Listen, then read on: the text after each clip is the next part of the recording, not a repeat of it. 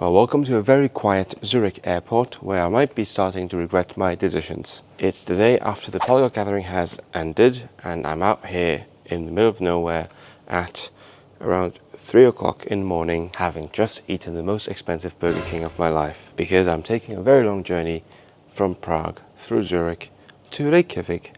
I'm waiting for my flight, which is departing in around 3 hours from now. I've had a very difficult and brief sleep. I'll try and get more, but very soon I will be in Iceland. I already miss Brno. Welcome to Rhapsody in Lingo. My name is Israel and welcome to my first day of living in Iceland to learn Icelandic. This series of videos will take you through how it's like moving to Iceland, living in Reykjavík and studying Icelandic through Swedish. If you don't know why I'm doing this, check out the last video to catch up with my journey.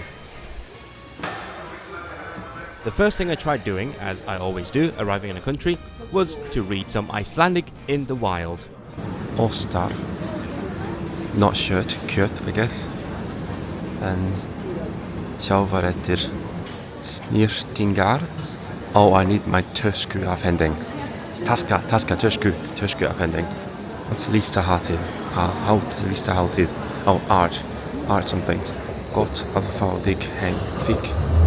Oh, that's clever. That's a different translation. I think that's the one. And after dropping 25 of His Majesty's finest pounds on a bus to get out of the airport, I decided to just leg it to the university. So this is Iceland, huh? I'll happily go into the park rather than go through the roundabout, thank you very much. Oh, that's a nice bridge. I love this bridge. Oh, beautiful bridge. I love bridges. I am very sleepy. I had like 5 hours of sleep every night for the past week. Yay. Okay, let's go here. I think I know the way. Ish. Oh, there's a bit of water. I love water. Oh, is that the Little Mermaid? Looks like it. Pretty sure it is. Saw it in the map. This is nice. It is summer. This is my kind of summer for sure. Not fun walking all this way with my 23 kilo suitcase and 8 kilos on my back. Why is there a giant car park again? I hate having to cross car parks. What is this, America? There is that way, where I'm going. Búið að greiða fyrir bílastæðið. So bílastæðið would be car parking, right? Because bíl is car. Eat it.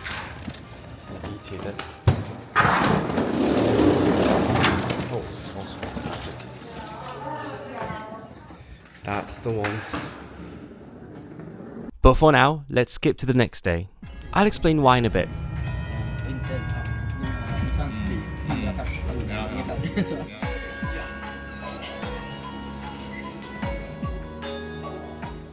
Hi, I did some random exploring and I found this vaguely phallic church, so I thought I might as well film my day one vlog here for comparison, you know, talk about what happens in the first day and then what happens later on, so you can see progress, not just in language abilities, but I guess also in my growth as a person or something. Well, actually it's not day one anymore, because what happened was I arrived, went to class and then got my room, got some groceries and absolutely passed out for like 10 hours straight.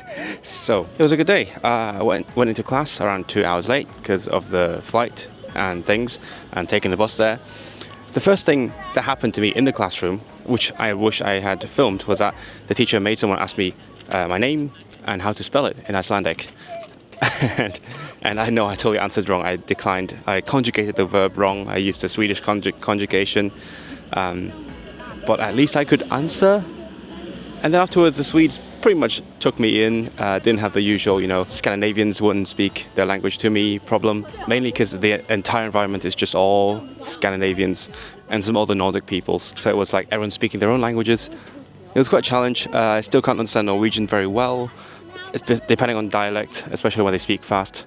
The Swedes seem to be okay with it. And because I know you must be itching to know how they teach these Nordic peoples differently from how they teach English speakers in general? I think for the first day or two, because it's day 2 now, it's mostly the same. There's lots of like basic phrases, you know, pronunciation practice, different sounds, especially all the t, the ö, all the fun stuff in Icelandic. And then there's some dialogues, you know, what's your name, how are you doing, etc. But there is also, I won't say weird, it's not weird, it's expected. There's a lot of emphasis on comparing different Nordic languages. Like the teacher would say a word in Icelandic and ask everyone how to say it in their languages. There is basically representation from every Nordic country except Denmark. By the way, we had guests visiting the class from the Stockholm Language Museum.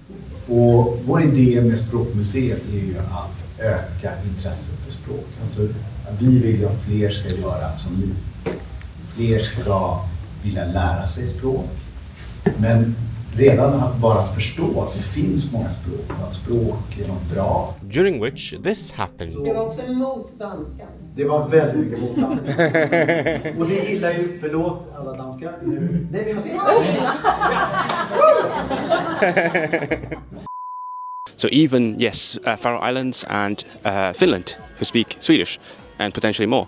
So there's one point where the teacher was asking how to say, like, who in every Nordic language, including Finnish. We went like kver, vem, and then when it came to Denmark, people just shouted out, "Ugh!" And I thought that was beautiful. And once in a while, the students would start comparing their own dialects to each other, like different Norwegian dialects. We compare how you say this in Norwegian versus Swedish, and so on. And sometimes there are surprises, which is really fun, even if it, you know, distracts from the lesson itself. But I think that's kind of the point here. Most students here seem to be students of Nordic languages, so that's kind of the thing they do. They compare. Oh.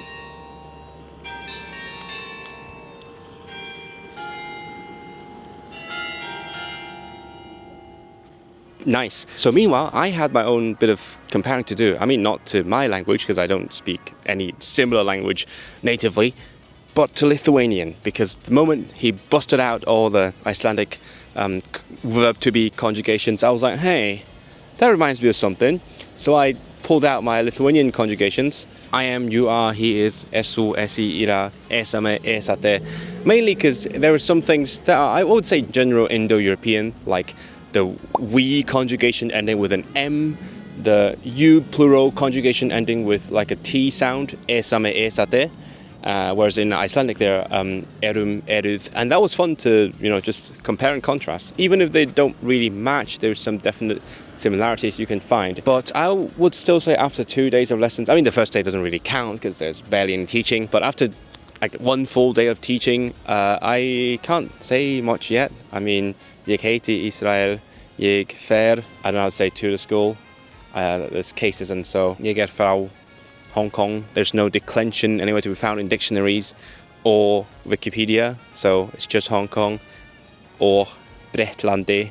I love the word Britland, that's kind of cool. Ég tala, oh, that's where you start listing languages. Kantonsku, ensku, sænsku, frönsku apparently, þýsku, polsku, velsku. That's what I found on Wikipedia. I decided against listing all my languages because I don't want this to become a dick measuring thing that you see, especially after a week of polyglot gathering, right? Everyone's measuring their dicks, comparing languages. So I was like, nah, I'm just gonna stick to the main ones.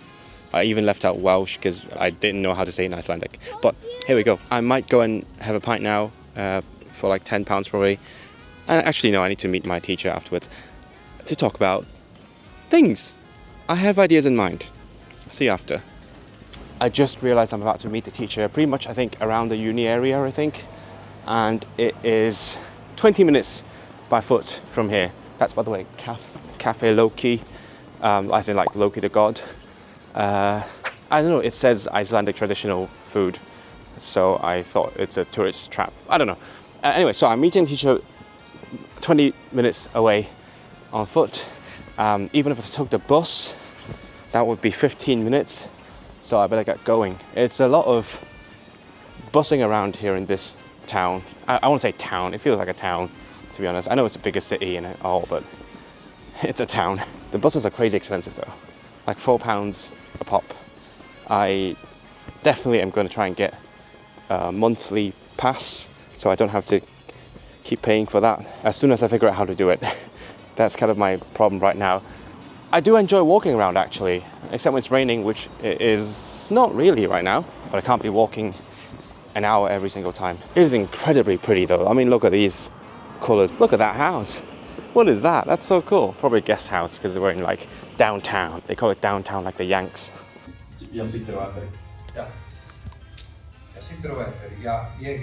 The first couple of days of teaching included things like pronunciation, since it's quite different from Scandinavian. But you have to wait for the next update to hear more about how the teaching was tailored to this class. If you also want to tailor your language learning to your own abilities and lifestyle, click the link below now to start language coaching with me. Otherwise, thanks for watching, and thanks to Kamil and Laurence for supporting the channel on the all the way level. I'll leave you with these pronunciation exercises that we did, and I'll see you in the next one. Þetta gömul stytta. Styttan í Reykjavík. Jón frægur